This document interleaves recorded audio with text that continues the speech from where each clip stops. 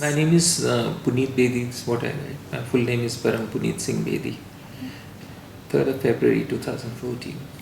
I was exactly 26 years old. I was living in this house which is Hoskas in New Delhi, and I was working at and studying at Maulana Azad Medical College, which is about 13 kilometers from here, in the center of the town.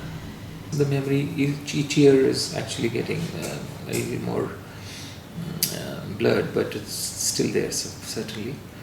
We work in the hospital, and all day there was a lot of noise about Indira Gandhi being shot and dying or dead, and there was this huge controversy whether she's dead or she's about to be dead. But BBC, I think, had declared that she was dead, and I have a friend who was working in BBC who had assured her that she was finally dead, assured us. So in medical school, one of the rarest things is a full-fledged holiday, and we were sure that since someone like the Prime Minister was dead, more than anything, we would have a holiday next day. And I just shifted into a hostel, and I was sick of hostel food and not having, not being able to sleep in the bed at home. So first thing we did when we got any opportunity was to come back home. And I think I finished my work in the hospital around 5:30, and I just kicked my big motorcycle to drive back home. And I didn't notice anything different except the first red light. Some people were waving at me, as if I wasn't sure they were waving at me, which is only later. The second big red light, which comes near Patiala House, I saw these 3 boys who bounced on me from the sidewalk actually, and told me, Sardarji, kahan ja rahe ho?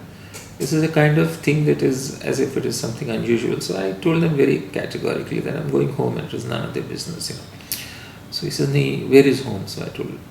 I didn't want to, I thought he'll shut them up. So I said, Hoskas. So he says, ki, aap na, kahan se aaye ho? So I said, none of your business. Then we always have a Red Cross on our bikes in those days, or cars. So one of them saw a Red Cross and he asked me if I was a doctor. I said I was. And he said, then it's the best for you and safest for you to go back to the hospital. So what do you mean safe, So he says, nahi, log सरदारों को पकड़ के मार रहे हैं, which I interpreted as being bashed up. So I really laughed at him. I said, how can anybody bash me up? I wasn't used to this concept. I was a big build, and I always had a reputation where generally people didn't pick on me. And we had a reputation. We thought we were doctors and we were kind of immune and we were above everything. But on that day I realized it was nothing actually. I was just a Sardar with a big white turban and some beard. But then he insisted, that the light turned to green, then back to red, and they didn't let me go, And there were 3 boys. I had no idea who they were. They were really kind of college boys in their late teens. And one thing I noticed all across since I left hospital, I hadn't seen one turban Sikh on the way, and that was very unusual because in Delhi population, at least in those years, at least 5, 7, 10% people wore a turban. And when I stood there, I saw various people going up and down, a bus full of people. I didn't see one turban Sikh.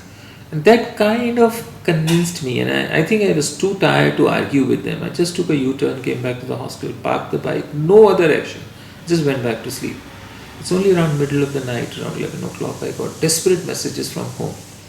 Now, this is something that my parents never called in the hospital. Hospitals there were no cell phones, there were no even line phones in the hospitals. It was impossible to get through on phone. So I went to the labor room, and it was around 11:30, and all one saw smoke coming from the Revan side, from some Connaught Place side. Our hospital is about halfway between Connaught Place and Revan. And there was smoke bellowing, Into the hospital, my dad said that some friend of his who was in the Home Ministry had called him and said that the Sikhs are being, killed or burnt alive, and he and his near and dear ones should stay indoors till Monday or whatever, he said, and 3 days. And so my dad actually asked him, how do you know that in 3 days everything will be all right? So he says, that's not for me to answer and you to ask, but I just feel concerned and I tell you that your family should stay indoors. So that itself, in retrospect, proves that it was completely orchestrated. The riots, the so-called riots of the pogrom.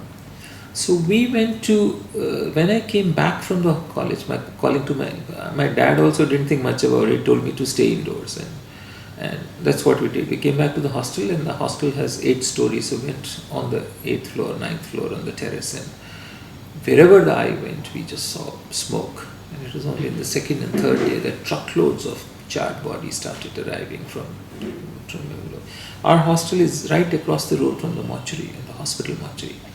There were these at least a few hundred dead bodies, completely charred. They didn't look like pieces of human being. They looked like charcoal, And that was, and the most interesting thing was that though all of us who did, at least I was roaming around, all the other 6 in the hospital was sleeping under the bed. I was still, and I had this kind of attitude: if somebody is going to come in a medical college, pull me out of a medical school hostel and burn me, so be it. In fact, that's how this country is, that's how it deserves. But I was a little more concerned about the rest of my family, which was spread out, my 4 married sisters and my parents.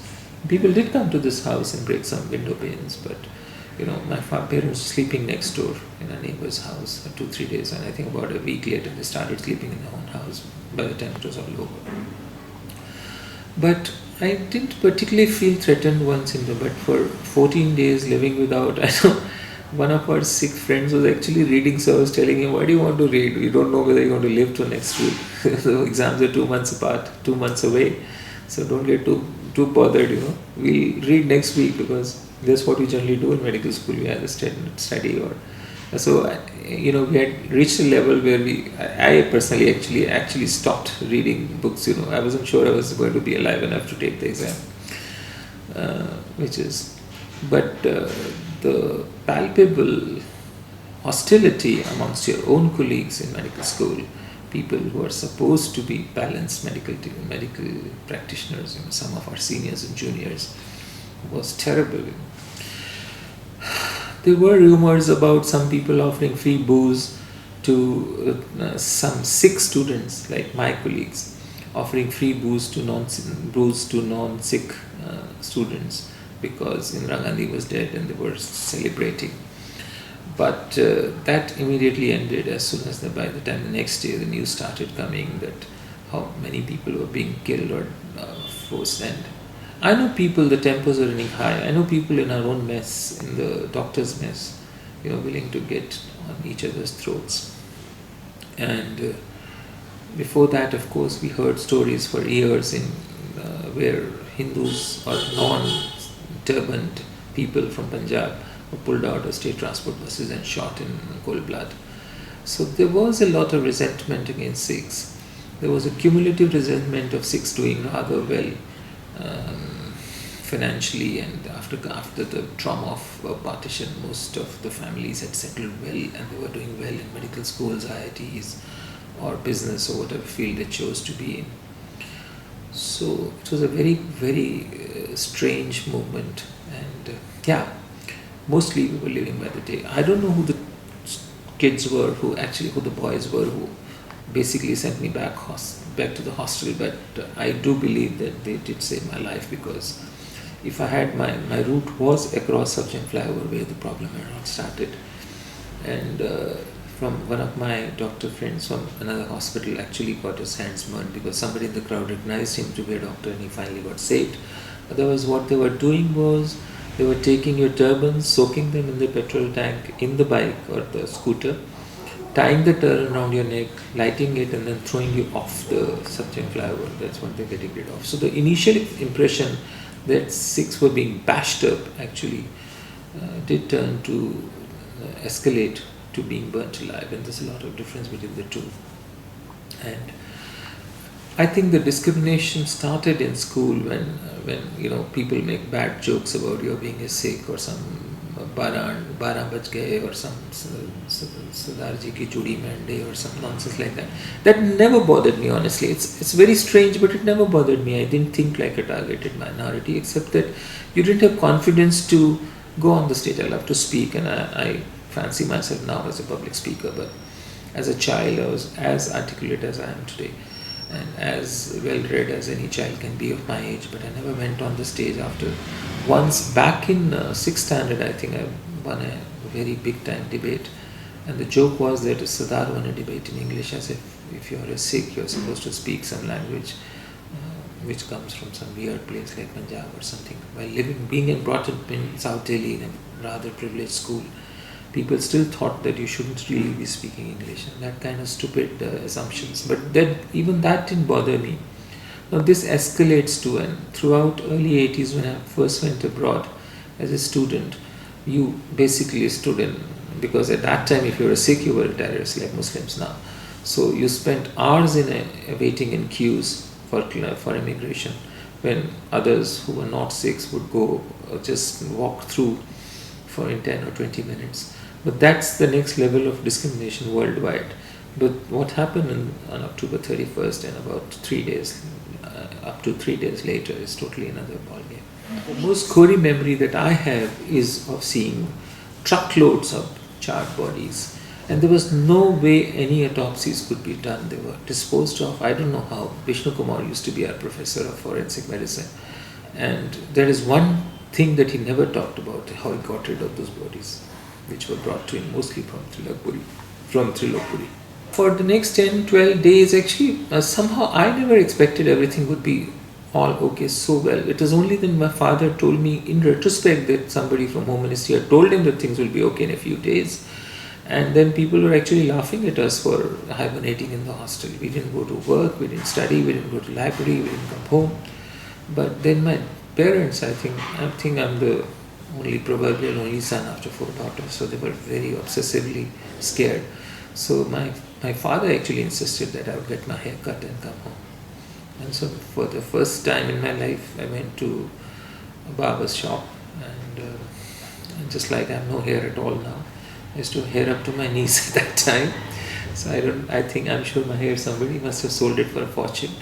And we went to Oberoi Hotel, because then we also heard that barbers were refusing to cut hair for Sikh, because those who did help Sikhs escape the mobs, their shops were being burnt. So I somehow logicked in my own mind that 5-star hotel would be a safe place to get a haircut, and I walked in there, and there was this very, very smart looking woman who didn't bat an eyelid. Ironically, she was also Sudani. Then I realized it much later, because the whole salon, the whole parlor from the women's side, each of those women came and saw me before and after, and the transition was huge, physically, look-wise. And I came back and fairly confidently rode around Delhi for the rest of the day. And first thing I did was come back home and meet my parents, and second thing I did was visit each of my 4 sisters in Delhi. They're all nearby, half an hour's drive from each other. And then at the end of the day, by the end of the month, increasingly we were seeing people who had got their hair cut. A lot of them again kept here, but I somehow didn't. Even our house was just, I think this one window pane was broken, 2 were broken, which we kept actually like that for years. And some people came through some stones, and then they found us too insignificant to be bothered with, perhaps. But mobs did come to 2 of my other 4 sisters' houses, but nothing really terrible happened directly to us. But indirectly, every family one knows was hurt. Somebody's house was burned, somebody's shop was burnt, and their livelihood. But since most of us were in second class jobs, it didn't bother us directly. Actually, I realized how lucky I was much later, that I chose not to go on. I normally I don't listen to people actually. That day I don't know why I did. I think mostly because I was very tired. And I went back to hostel and slept like a log rather than argue.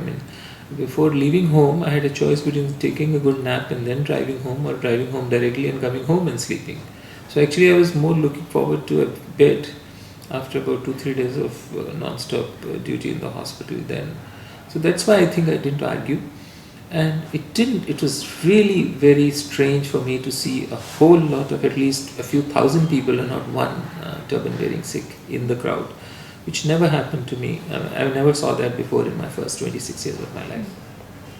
See, immediately after this, we got busy with the exam. I qualified, I went on to become a specialist, then a super specialist, and practiced medicine. So what it really changed me personally, I'd like to think that I inherited a lot of system of my father, and I always believe that a citizen of the world never discriminated between people who are Muslims or Hindus or tall or short or black or white. But yes, from that day onwards, I have absolutely no respect for the state. I never vote. I do not believe in the system of government. Doesn't matter who's ruling, who's winning, who's losing. I don't think I voted after 1984. No, I have not. I took a decision that none of these guys, and one party will keep blaming the other and vice versa, but that's not how it works. We do know exactly how many people were from the other party who were a parts of the mob. Of course, the riots were completely engineered by the 3-4 big goons who are known now. But then smaller mobs in periphery, where there was a lot of looting involved, and all kind of lumpen elements were involved from belonging to all kinds of parties, including trade unions and the traditional left. So it was started and organized. The program was organized by Congress Party and its goons to please God knows who or take revenge from whom. But there was a lot of palpable anger against the Sikh community, which the most striking thing was in our own hostel amongst doctors who were Hindus or Sikh or non-Sikhs. And that was obvious. So there were other parts of it. In coffee house discussions, the general accepted version was that Sikhs needed to be put in their place. And for good and bad, I think Sikhs have behaved themselves after that in Delhi. And that's what the general idea was of the riot. And so after that, I become very sensitive to any kind of discrimination on the basis of caste, color, creed, sex, religion, whatever. And whether it is the violence against the tribals in Central Asia, Northeasterns, and Kashmiris, or Gujaratis or Muslims. To me, I'm always on the side of the victim. I'm very clear. And to me, the biggest terrorist has always been the state from that day. And irrespective of, the police thought they were come for a picnic. I refuse to believe such a large police force, such a large army this country has, that even one person can be killed without their collusion.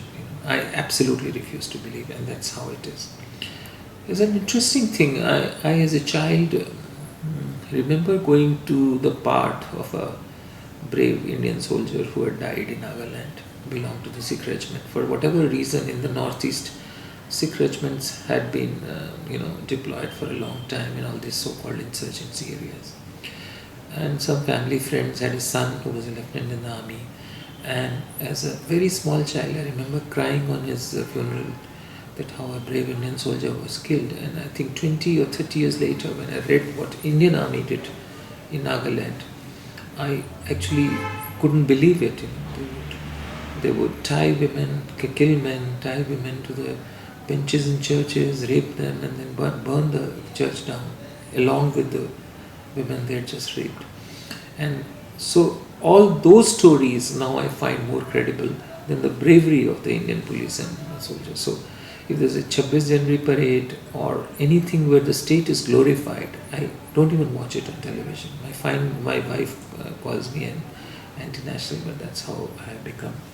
I do not believe that we are on the right side of the law within Kashmir, Northeast, or now lately in the so-called Naxalite affected areas, and certainly not in Gujarat or now Hyderabad. I believe very soon there will be major riots in Andhra, because that's how it's been brewing for some time, communal rights. So as a response to 84, I don't recognize Indian state, and I do not vote. I don't think I can contribute by it, because I do not think it is my program is better or worse than yours. I think it's the same concept that works. With Muslims, it's probably much worse, because it's an ongoing thing. They believe that they need to repeat it in each state. I think because of 84, 93 happened, because 93, 2002 happened, because 2002 Muzaffarnagar happened last year, and none of the culprits will ever be booked. There will be some face-saving trials, and some people will be put behind bars, some small fries, but the actually people who are the driving force behind all these murders will never be brought to book. As I said, I wasn't really a very Gurdwara going, Amrit Chakne wala Sikh. So my looks change, and the way people, I like the anonymity of not having a strong, especially when you're traveling abroad. I don't like or dislike it, it doesn't bother me anymore. It's more to do with the tradition. As a person and as a physician, it's changed me completely.